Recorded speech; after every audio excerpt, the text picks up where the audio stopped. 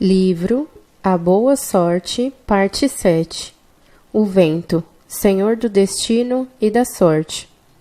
Na manhã seguinte, Cid se levantou um pouco inquieto. Sentou-se perto da terra que havia preparado e esperou. As horas se passavam e nada acontecia. O dia foi avançando sem nenhuma novidade. Cid disse a si mesmo: bom, de qualquer maneira, vivi apaixonadamente esses dias no bosque encantado. Fiz o que acreditei ser o certo e o necessário. Realmente era muito difícil escolher o lugar exato onde nasceria o trevo mágico de 4 folhas, o trevo da sorte ilimitada. Mas, de repente, o inesperado aconteceu. O vento, o senhor do destino e da sorte, aquele que aparentemente se move ao acaso, começou a agitar as folhas das árvores, e imediatamente começaram a chover pequenas sementes que pareciam minúsculos grãos de ouro verde. Eram sementes de trevos de 4 folhas. Cada semente era um trevo da sorte em potencial. Não chovia apenas uma, mas uma quantidade incalculável de sementes de trevos de 4 folhas. O verdadeiramente extraordinário, no entanto, é que as sementes não caíram apenas onde Cid estava, mas em todo o bosque encantado. Absolutamente em todos os cantos daquele lugar. E não somente no bosque, mas em todo o reino encantado. Chovia sementes de trevos de 4 folhas sobre as cabeças dos cavaleiros que não haviam aceitado o desafio de Merlin.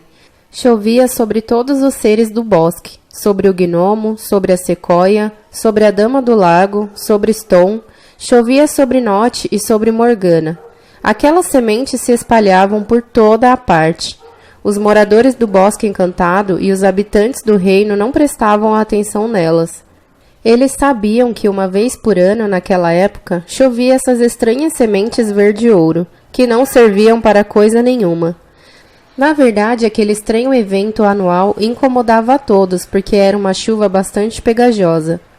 Depois de poucos minutos, a chuva de sementes de trevos de 4 folhas parou. À medida que caíam em todos os cantos do bosque, as minúsculas sementes verde-ouro se confundiram com o solo, assim como pequenas gotas d'água em um oceano. Simplesmente foram se perdendo como sementes jogadas no deserto. E assim foram todas desperdiçadas, pois não germinaram. Milhares e milhares de sementes morreram na terra dura, árida e pedregosa daquele bosque sombrio. Todas, exceto algumas que foram parar numa pequena extensão de terra fresca e fértil que estava livre das pedras e onde havia água abundante, o brilho do sol e o frescor da sombra. Foram essas e somente essas as sementes que se transformaram, depois de alguns instantes, em trevos de 4 folhas, em centenas de brotos de trevos mágicos, um número grande o bastante para garantir sorte por todo o ano. Até a próxima chuva do ano seguinte. Em outras palavras, sorte ilimitada. Cid observou extasiado a boa sorte que havia criado. Impressionado e comovido, ajoelhou-se em sinal de gratidão e lágrimas brotaram de seus olhos. Quando percebeu que o vento amainava, quis se despedir dele e agradecer-lhe por trazer as sementes. Assim, voltando-se para o céu, invocou-o. Vento, senhor do destino e da sorte, onde você está? Quero agradecer-lhe. O vento respondeu: não é necessário me agradecer. Todo ano, nessa mesma data, jogo sementes de trevos de 4 folhas por todo o bosque encantado e em todos os cantos do reino. Sou o senhor do destino e da sorte e entrego, seguindo as ordens expressas, as sementes da boa sorte por todo o lugar onde passo.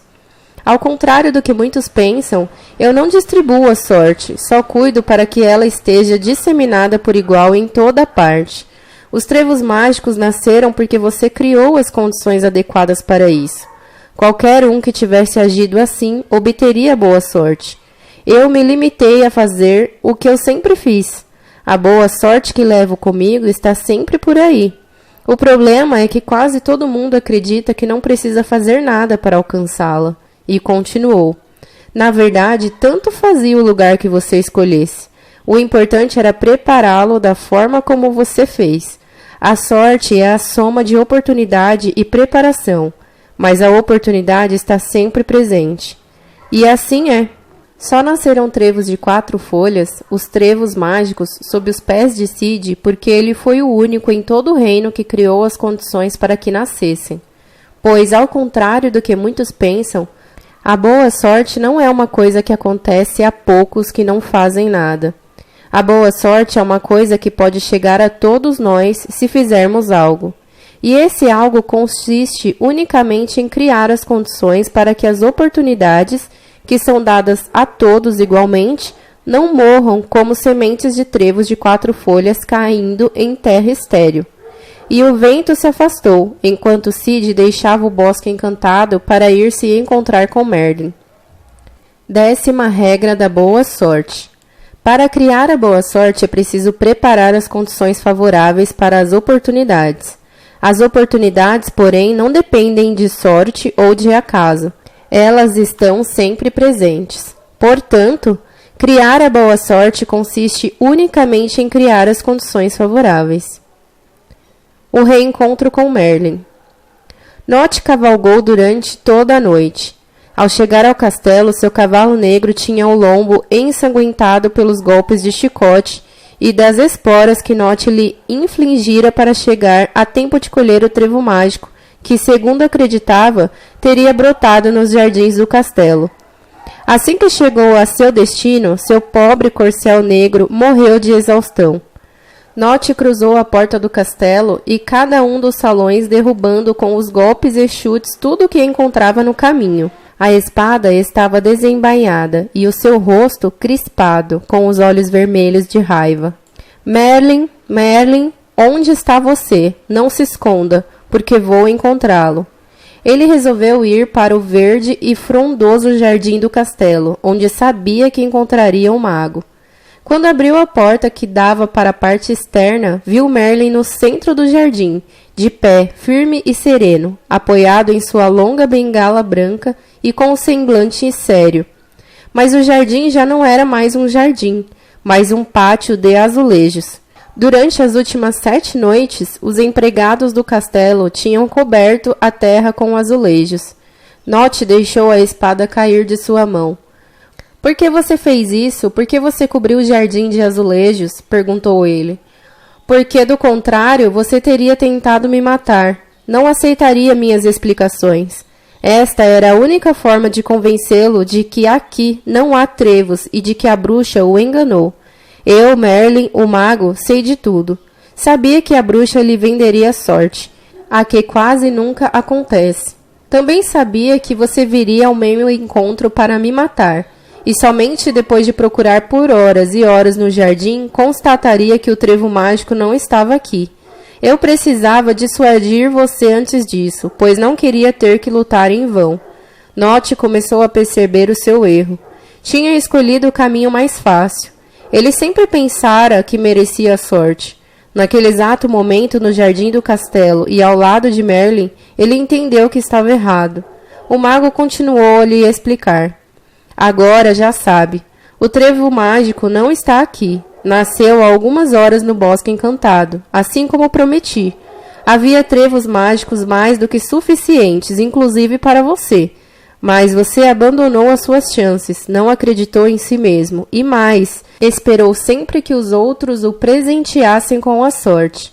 Sua visão deste desafio foi muito limitada e desprovida da paixão, do entusiasmo, da entrega, da generosidade e da confiança necessária para conseguir quantos trevos mágicos da boa sorte você quisesse. Note deu meia volta e, sem espada nem cavalo, andou até o seu castelo, onde permaneceu em total solidão por um longo tempo. No dia seguinte, Cid chegou à cidade. Foi diretamente ao castelo real para dizer a Merlin que havia encontrado o trevo mágico, o trevo da sorte ilimitada. Queria agradecer-lhe. Merlin, Merlin, olhe! E mostrou-lhe um punhado de trevos de 4 folhas, trevos da boa sorte. Veja, não é apenas um trevo mágico, há tantos quanto se queira. Claro, Cid, quando alguém cria as condições necessárias, pode obter tanta sorte quanto desejar. Por isso, a boa sorte é sorte ilimitada. Quero agradecer-lhe de alguma forma, Merlin. Eu devo isso a você. De jeito nenhum, respondeu Merlin. Eu não fiz nada, absolutamente nada. Foi você que decidiu ir ao bosque encantado.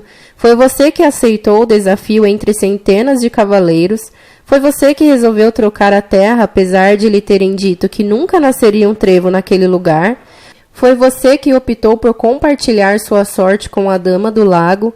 Foi você que escolheu ir em frente em vez de adiar a limpeza dos galhos.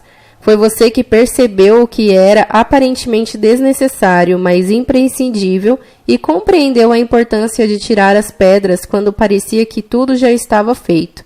Foi você que decidiu acreditar para ver. Foi você que confiou no que havia realizado, mesmo quando lhe disseram que podiam vender-lhe a sorte. E Merlin acrescentou: e o mais importante, Cid, foi você que decidiu não confiar no acaso para encontrar o trevo e preferiu criar as condições para que ele chegasse até você. E concluiu: você decidiu ser a causa da sua sorte.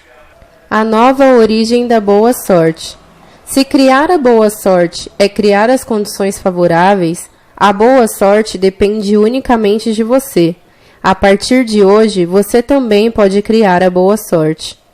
Cid despediu-se de Merlin com um forte e afetuoso abraço. Depois montou em seu cavalo branco e partiu em busca de novas aventuras.